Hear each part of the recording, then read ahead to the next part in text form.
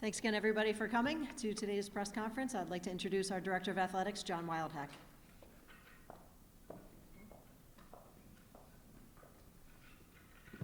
Sue, thank you. Morning, everybody. Good morning.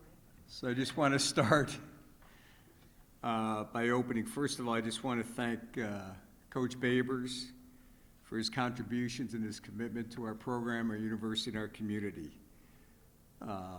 He's a class act and a class person.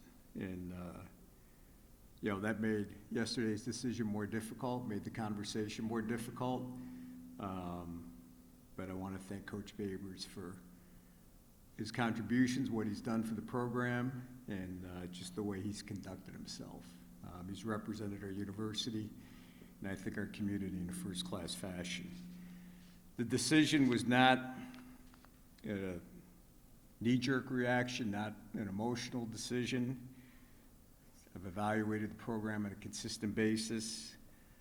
To me, one of the things it really boils down to is November. We've not had the success in November. 2 years ago, we were 5-4, coming off momentum, road victory at Virginia Tech, Boston College, lost the last 3, 5-7. Last year we started 6-0. We lose 5 in a row, have to beat BC to get to 7-5. Same thing this year, start 4-0, 4-3. So there's a consistent theme that we've not been successful in November. And we played meaningful games in November, and that's what you want. You want to be in position where you play games in November that matter in terms of your bowl position, matter in terms of your status within the conference, your standings within the conference, et cetera, that type of thing. But we've not had the success that we need, and that really is one of the things that stood out to me. I want to thank Coach Nunzio for stepping in. He's done this before. We've spent a lot of time with him in the past 24 hours. Our emphasis on this week is kind of twofold. Number one is let's prepare this team to play Wake Forest, to get bowl eligible. And if we are 6-6, if we win Saturday, we will go to a bowl. Let's honor our seniors the right way. We will do the senior walk after the game on Saturday night, and it's a chance for the community, and I do hope that they come out and support our seniors for everything that they've given to this program and this community. Second is the staff has been in contact with all of our recruits, our commitments for this year, to reinforce that our commitments are solid and to hold this recruiting class together. The search is underway. It started yesterday after my meeting with Coach Babers, the coaching staff, support staff, and the team. It will be thorough. At the same time, we'll try to be as efficient as possible. So with that, let me open it up to questions. Right here, front to Mark, please. Good morning. I totally hear your points about November and his record, but what prompted you to make the change with just one game remaining of this regular season? Two things is, number one, it gives us a week, gives us a head start, right, on doing the due diligence and naming a successor. So let's take advantage of that week. Secondly, is I met with Dino before the season, and I told him the benchmark was 7-5. We met after the Florida State game. I reiterated that. Once that obviously wasn't attainable, it was time to move and make a decision. John, did you give Dino the option of coaching the final game or not?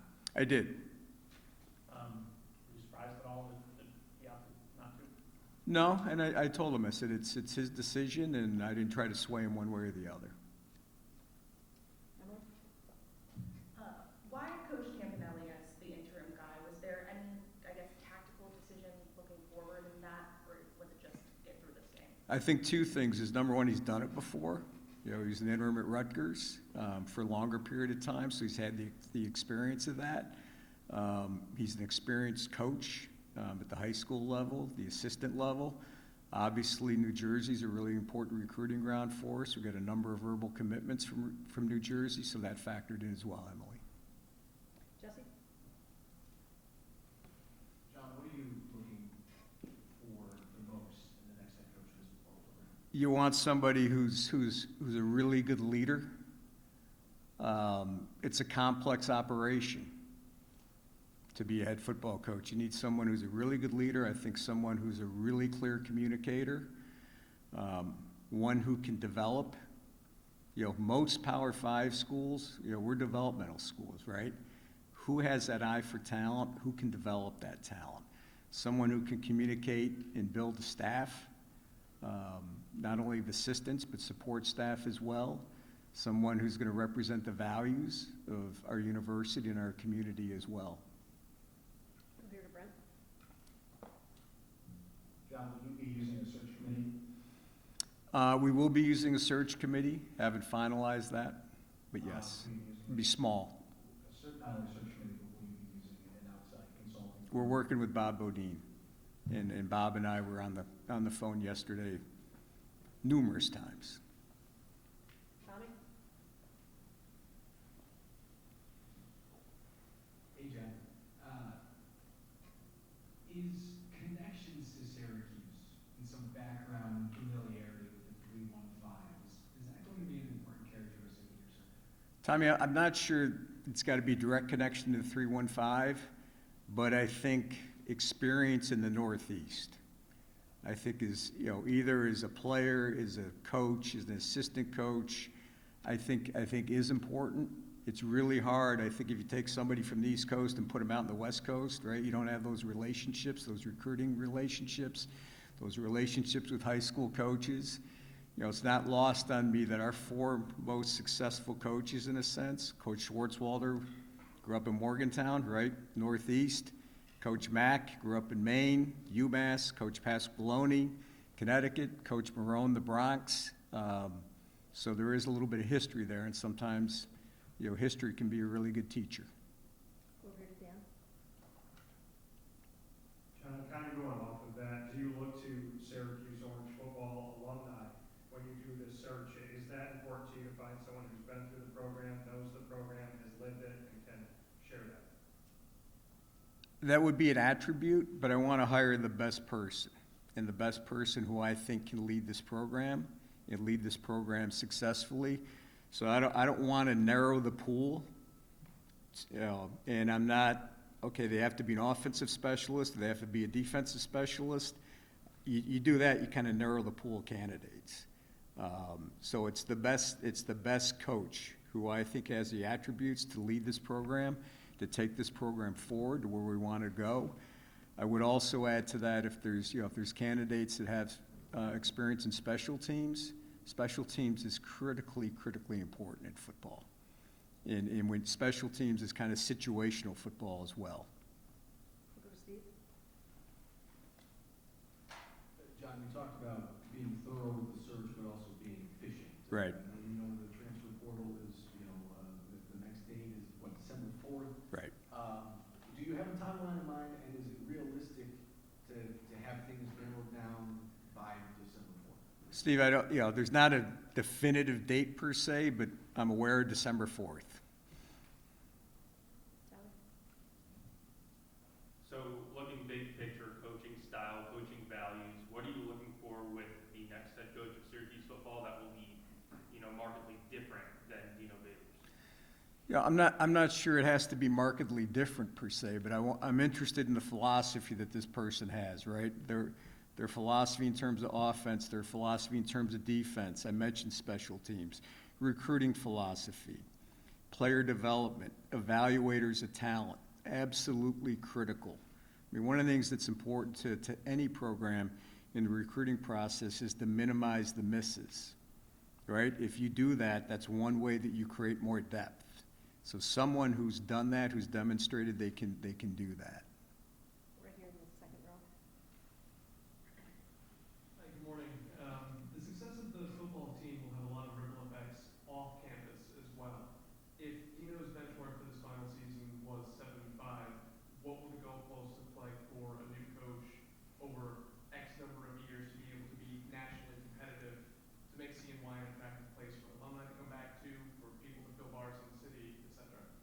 Well, I think, I've said repeatedly numerous times is when you start a season, the goal is to play that 13th game, right? And depending on how good you do in the first 12, depends where that 13th game is and who you play against it. And if you play those first 12 really, really well, maybe you get 13 and more than that.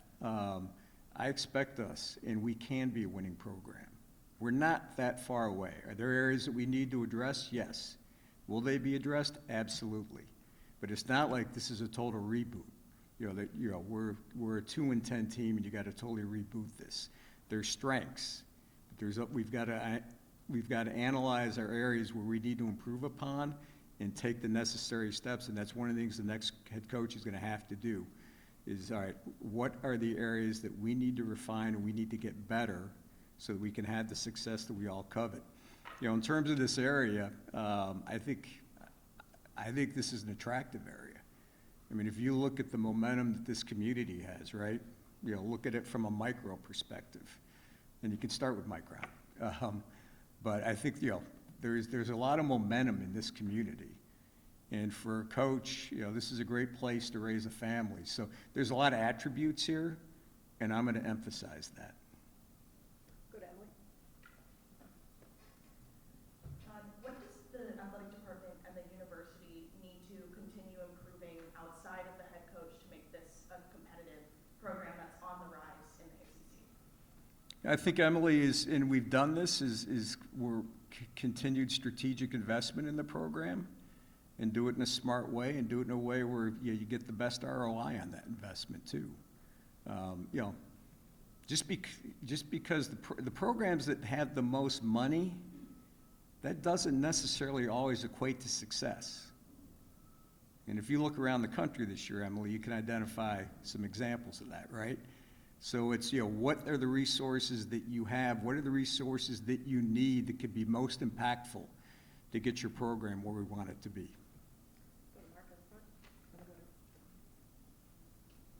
John, another money question. In terms of areas to improve in the program, in response to a question about depth several weeks ago, Coach Favors said that the problem is that his depth is being bought off by other programs. The implication there is that Syracuse can't compete on the NIL landscape. Can you address that? And did his comment rankle you at all, or ruffle your feathers? Were you surprised by that? Let me answer this two ways. Is number one, look at some of the guys who went in the portal. Where did they go? How much are they playing? Right? Deuce Chestnut, I'm not even sure he's on the active roster at LSU, right? He was a starter here, a 2-year starter. Could have been a 3-year starter. Deuce leaves, all right, we get Jaden Bellamy, right? He just moved himself into a starting position, playing pretty good football, had a pick 6 against Pittsburgh. You look at Jihad Carter, was a starter. Last half of last season played really, really well. Goes to Ohio State, doesn't play much. The only person who's really left us and gone to the portal and had great success is Jawar Jordan. Well, Jawar got hurt. And the year Jawar got hurt, Sean Tucker was a freshman. And the rest is history in that perspective. So there are guys that are going to go in the portal, but we've also gotten the guys out of the portal who've helped us with our depth as well. In terms of NIL, we've had donors step up, and we've had donors step up the next 48 hours. They've done so quietly, but in a significant way. So I think the narrative is that we're way behind. That's not accurate. Do we have the NIL pool that some schools have? No. Can we be competitive with our peers? Yes. Tommy. John, bouncing right off that, have you thought about what that NIL pitch is going to be? Because it is a piece that I'm sure coaches are going to be asking you about. Absolutely, Tommy. And again, that's, the work that's been done and the commitments that have been made is we could tell the coach this is where we are in this space and that we can be competitive. And again, NIL, and I've said this repeatedly, and our coaches have said this repeatedly, it's most important from a retention perspective, right? When we have, regardless of the sport, when you have players that are ACC, all ACC caliber, all America caliber, though it's important to retain those. And if you retain those players, then an offshoot of that, it will help in your recruiting as well. Over to Dan. Dan, and then Jonathan.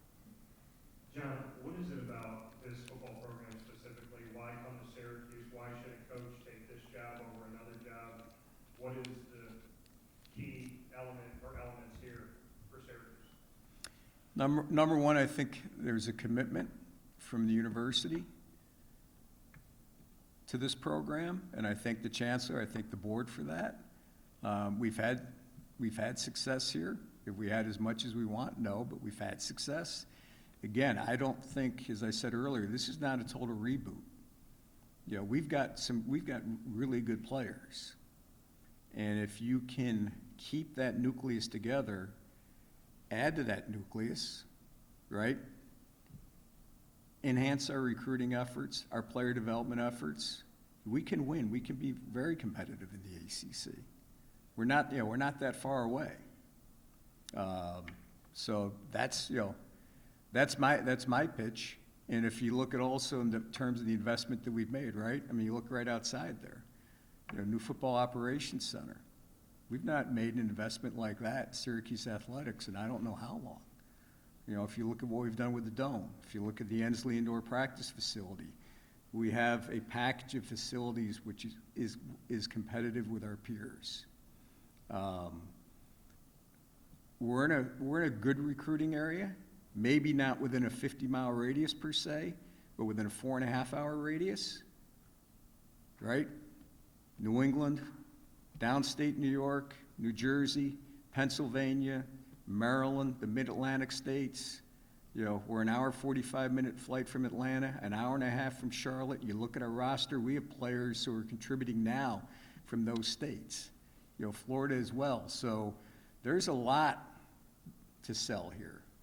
And there's a lot I think a coach can look at. And one of the things that I've been enthused about over the past 24 hours is the number and also the quality of some people who've reached out to me directly, because I know some coaches directly or indirectly through their representation. There's interest in this job. Chris Carlson. John, the buyout money, was that something you had to raise from donors, or is it institutional funds? We've worked hard internally to deal with that. Does it impact your ability to pay the next coach? Do you No. anticipate being around that $4 million number? Well, you know, it depends who the coach is, and it's not only the coach, it's, you know, your support staff, right? What your assistant pool is, your support staff and the recruiting department, player personnel department across the board, strength and conditioning, all of it. But the fact you have to pay him, it shouldn't. We've already accounted for that. Go to Jonathan from Newshouse. John, you mentioned the importance of the 13th game, and I was just, you said about the 7 and 5 benchmark. I was just wondering, what's the difference to you between 6 and 6 and 7 and 5, and how important is it? Well, I just think, you know, 6 and 6. Again, I go back to what I said at the outset, right? You look at November. You know, we haven't had success. Boston College was a very winnable game. Didn't win it. Saturday night was a very winnable game. We didn't win it. You know, you win those two, we're not here today having this conversation. That's the difference. Get right over here. As you mentioned, it's been a tough November and even a bit of a tough October for the fan base, a bit frustrating. What is your message to fans ahead of Wake Forest and even a potential bowl game? Well, I think for Wake Forest, I would hope our fans would come out and support our seniors for what they've given to this program and what they've given to the university and to the community. In terms of going forward, I will do everything I can to hire the right coach who can lead us to the success that we all covet. Over to Jordan from WJBZ. Have you spoken to the players about the firing of Coach Davis yesterday and the program moving forward? I did. I met with the assistant coaches, I met with the team, and I met with the support staff as well yesterday. Go in front to Brent.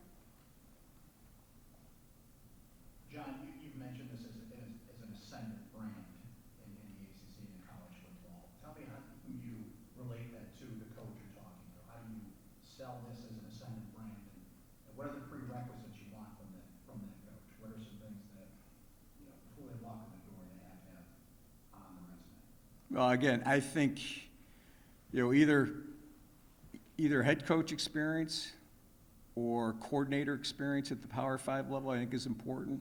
Doesn't mean that a position coach couldn't do it, but it's a really big leap, Brent, for a position coach to a head coach position. So I think, again, head coach experience, coordinator experience, again, somebody who's got the leadership skills, who's got the vision, right, who can communicate. It's so important in coaching today to be a good communicator and be able to relate and communicate to the young men that they're going to be leading. In terms of an ascendant brand, obviously we wish our record was better. But again, when you look at the investment that we're making, that we're committing, I think that speaks volumes in terms of it can be done here. Rebecca, in a second now. When it comes to bringing this new person in, what does the overall budget look like, and how involved is the chancellor or the board when it comes to obviously wanting a name and a program that will raise recognition and get more people in the dome? I mean, obviously, any decision that I make will have the approval of the chancellor. Anything on the budget? Again, I think I've already addressed that. I think we'll be in a position where we can be competitive. Go to Tommy. Looking to learn a little bit more about the coaching search, are you working on scheduled calls and meetings with agents? Have you ever just gotten a number and done a cold call? I've not done a cold call, Tommy. It's been more people calling me. I probably received more calls yesterday than I have since I've been here on a single day. Ava? Could you talk a little bit about what the morale of the team is as they head into this final game with a pretty big change happening? It's hard, right? It's Coach Babers was their coach. He was their leader. They looked up to him. He ultimately was the person who recruited them because he has final say on who's in this program. So I respect and acknowledge, yesterday was a tough day for our team. And I'll be interested to see how they respond. And one of the messages I gave them yesterday is take care of each other. Take care of your brethren. And you know what? And let's play and show out for the seniors and send them out the right way. That was my two messages to the team yesterday. We have time for a few more questions. We'll go to Mark Frank first. Thanks for my question. To play off of Brent's question, when you broke ground, you did categorize the Syracuse football brand as an ascendant brand. In the wake of how the season has gone and firing Dino with one game to play, how would you describe the football brand on November 20th? I still think there's ways that we are an ascending brand. From a record perspective, I get it. 5 and 6, not acceptable, right? That's why I made the decision that I made. But I go back in terms of the investment and the commitment that we made, the investments that we've already made in the infrastructure of the program. So I think it is. Is there a lot of work to do? Absolutely. And I acknowledge that, but we will do the work. Go to Chris and then Brett. John, a lot of times after a bowl game, AD will extend the coach. Why didn't you extend, sort of after last year? What have we seen? Last year? Yeah, after the bowl game. Yeah, I was pleased with the progress that we made, right? 21, we were 5 and 7, 7 and 5 last year. But I wanted to see more, candidly. All right, can we put back-to-back 7 and 5 or better seasons together? We didn't do that. Do you think you lost any assistant coaches last year with a lot of turnover because of the lack of certainty? No, I don't. Brett, for the final question, please. John, I just want to circle back. You mentioned that within the last 48 hours, you've had some people step up in terms of donations. Mm-hmm. Are these new donors? Some are new, some are existing donors, but people who are passionate about Syracuse athletics, passionate about the football program, and who want to step up and help us. And you mentioned they wish to remain anonymous at this point, which I respect that, but I guess what's the advantage of that, given that NIL is a very public game? Well, I think, anytime a donor contributes, it's up to the donor if they wish to be recognized or not. We've got capital gifts to the Lally Athletics Complex that are anonymous because that was the request of the donor, and we're always going to honor the donor's request, and NIL is no different in that. John, thank you for your time today. Thank you All right, for thanks, everybody. everybody. Happy Thanksgiving.